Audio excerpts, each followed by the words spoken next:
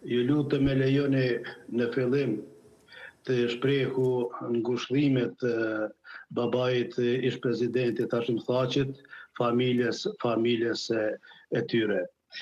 Kur është për këtë pyetje që ma keni shtru, përshtypja ime ma e madhe që e kemi pasur një tubim më të madh në histori e Serbisë, pra proteste studento-qytetare, afër 800.000 protestuese sipas shënimeve ekspertave të Serbisë dhe ekspertët e ujit. Pra, çka është mesazhi i studentëve? Boll mo Aleksandar Vučić, liroj institucionet të cilet i ke uzurpuar. 13 vjet puno punë në kuadër e kushtetuesës, do të mi punu punë të veta, shpërndoj dhurata, kry detyrat protokolare, kuadër e kushtetuesës, nuk i mo legitimitet as autoritet për me udhëheq shtetin ton dhe shoqërinë të cilën e ke smuar. Qështu mundem të definojmë mesazhin e studentëve. Unë ju uroj sinqerisht studentëve që nuk lejuan incidente, se ata e kanë të gjitha meritat që s'ndodhin senet të planifikuar nga pushteti, cili në kontë të planifikuar me i boqat në shtunën afër kuvendit të Serbisë. Nuk e di sa janë zgjenuar qytetarët e Serbisë e çka kanë pritur ndaj studentëve. Kur asnjëherë nuk kanë cek që me 15 mars është dita D.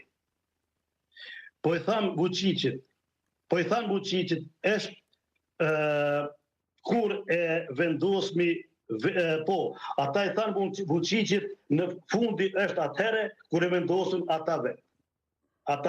Po. Edhe dëshira e qytetarëve është që të ndërhoqet pushteti me afatin sa ma shkurt.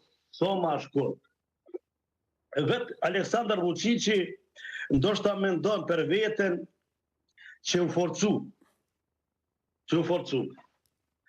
Unë mendoj absolutikisht jo. Pse? Per arsye që studentët nuk ndalen se i përdori kundër tyre armën sonike për të shpërndar protestuese. Regjimi i beri muj lirisht me thonë në sulm terrorist ndaj studentëve dhe qytetarëve të vet.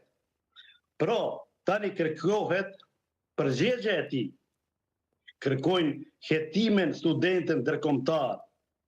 Unë mendoj që do të problematizohet gjithçka në Serbi në kohën e ardhme. Qysh me thonë, dhe do të radikalizohet protestat matutje, se nuk e pranojnë shtetin e vetëm një njeriu i cili quhet Aleksandar Vučić. Të jem unë në vend Vučićit, unë isha brengosur se ka mbetur vetëm. Ai ka mbetur vetëm.